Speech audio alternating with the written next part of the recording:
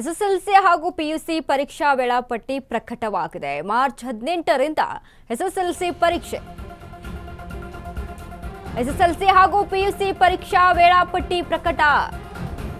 March 18ರಿಂದ SSLC ಪರೀಕ್ಷೆ ಆರಂಭ. February 28ರಿಂದ ಆರಂಭವಾಗಲಿರುವಂತಹ ದ್ವಿತೀಯ ಪಿಯು ಪರೀಕ್ಷೆ. ಬೆಳಿಗ್ಗೆ 10ರಿಂದ 1 ಗಂಟೆವರೆಗೆ. ಏಪ್ರಿಲ್ 7ರಂದು ಪಿಯು ಫಲಿತಾಂಶ ಪ್ರಕಟಿಸುವ ಸಾಧ್ಯತೆ ಇರುವಂತದ್ದು. ಎಸ್ಎಸ್ಎಲ್ಸಿ ಹಾಗೂ ಪಿಯುಸಿ ಪರೀಕ್ಷಾ ವೇಳಾಪಟ್ಟಿ ಪ್ರಕಟವಾಗಿದೆ. ಮಾರ್ಚ್ 18ರಿಂದ ಎಸ್ಎಸ್ಎಲ್ಸಿ ಪರೀಕ್ಷೆ ಆರಂಭ. ಫೆಬ್ರವರಿ 28ರಿಂದ ಆರಂಭವಾಗಲಿರುವಂತಹ ದ್ವಿತೀಯ ಪಿಯು ಪರೀಕ್ಷೆ. ಬೆಳಿಗ್ಗೆ 10ರಿಂದ ಮಧ್ಯಾಹ್ನ 1 ಗಂಟೆಯವರೆಗೆ ನಡೆಯುವಂತಹ ಪರೀಕ್ಷೆ. ಏಪ್ರಿಲ್ 7ರಂದು ಪಿಯು ಫಲಿತಾಂಶ ಪ್ರಕಟಿಸುವ ಸಾಧ್ಯತೆ. ಎಸ್ಎಸ್ಎಲ್ಸಿ ಹಾಗೂ ಪಿಯುಸಿ ಪರೀಕ್ಷೆ ಮಾರ್ಚ್ 18ರಿಂದ ಆರಂಭ. ವಿದ್ಯಾರ್ಥಿಗಳಿಗೆ ಇದೀಗ ಟೆನ್ಷನ್ ಶುರುವಾಗಿರುತ್ತೆ.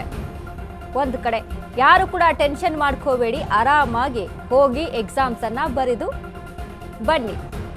ನೀವು ಏಪ್ರಿಲ್ 7ನೇ ತಾರೀಕಿನಂದು ರಿಸಲ್ಟ್ ಅಲ್ಲಿ ಪ್ರಕಟವಾಗುತ್ತೆ. ಇದೀಗ ಮಾರ್ಚ್ 18ರಿಂದ ಎಸ್ಎಸ್ಎಲ್ಸಿ ಪರೀಕ್ಷೆ ಇರುವಂಥದ್ದು. ಎಸ್ಎಸ್ಎಲ್ಸಿ ಮತ್ತು ಪಿಯುಸಿ ಪರೀಕ್ಷೆ ಆರಂಭವಾಗುತ್ತೆ.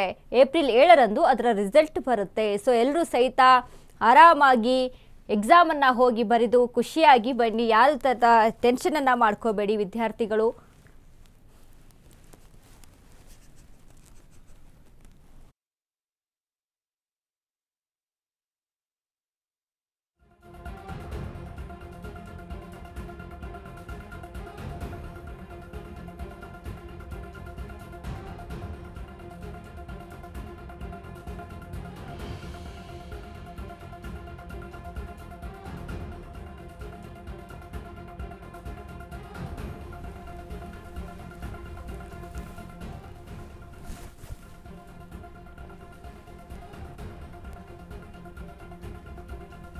ಎಲ್ಲರೂ ಸಹಿತ ಕುತೂಹಲದಿಂದ ಕಾಯ್ತಾ ಇದ್ರು ಯಾವಾಗ ಎಕ್ಸಾಮ್ ಡೇಟ್ ಅನೌನ್ಸ್ ಆಗುತ್ತೋ ಅಂತ. ಇದೀಗ ಮಾರ್ಚ್ 18ರಿಂದ ಎಕ್ಸಾಮ್ ಡೇಟ್ ಅನೌನ್ಸ್ ಆಗಿದೆ.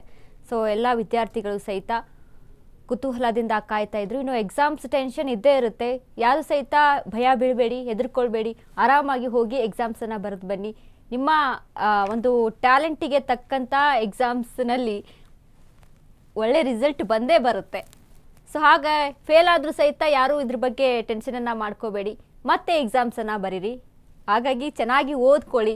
ಸೊ ಈಗ ಹೇಗಿದ್ರು ಸಹಿತ ನಿಮಗೆ ಟೈಮ್ ಸಹಿತ ಸಿಕ್ಕಿರುವಂಥದ್ದು ಓದೋಕೆ ಅಂತ. ನಮಗೆ ಸೊ ಬಿಎಂಟಿಸಿ ಮತ್ತು ಕೆಎಸ್ಆರ್ಟಿಸಿ ಬಸ್ಗಳಲ್ಲಿ ಮೋಸ್ಟ್ಲಿ ಹಾಲ್ ಟಿಕೆಟ್ ತೋರಿಸಿದ್ರೆ ಅವರಿಗೆ ಫ್ರೀ ಆಗಿ ಮೋಸ್ಟ್ಲಿ ಯಾವಾಗಲೂ ತೋರಿಸಿದ್ರೆ ಅದನ್ನ ಫ್ರೀ ಅಲ್ಲ, ಫ್ರೀ ಆಗಿ ಬಸ್ ಕೊಟ್ರೂ ಬಸ್ ಆ ಟೈಮಿಗೆ ಕಾಯ್ಬೇಕು. ಆ ವ್ಯವಸ್ಥೆಯಲ್ಲೂ ಕೂಡ ನಮ್ಮ DC ಅವರಿಗೆ ನಾನು ಹೇಳಿದ್ದೀನಿ, ಅಲ್ಲಿರ್ತಕ್ಕಂಥ ಆಫೀಸರ್ಸ್ ಕುತ್ಕೊಂಡು ಮಾತಾಡಿ ಅಂತ ಹೇಳಿ ಎಲ್ಲ ಹಂತದಲ್ಲೂ. ಆಮೇಲೆ exam centres monitoring last time ಎಲ್ಲ ನಾನೇ ವೈಯಕ್ತಿಕವಾಗಿ ಹೋಗಿದ್ದೆ.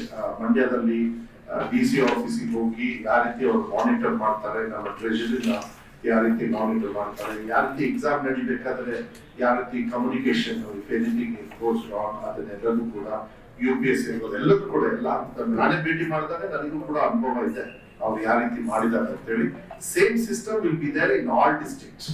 All DCs, COs and SPs, they will take full responsibilities and monitor the examination process A to Z. ಯಾವುದೇ ತರದ ತೊಂದರೆ ಇಲ್ಲದೆ ಇರ್ತಕ್ಕಂಥ ರೀತಿಯಲ್ಲಿ ಅವ್ರು ಮಾಡ್ಕೊಂಡು ಹೋಗ್ತಾರೆ ಅಂತ ಹೇಳಿ ವಿಶ್ವಾಸ ಇದೆ.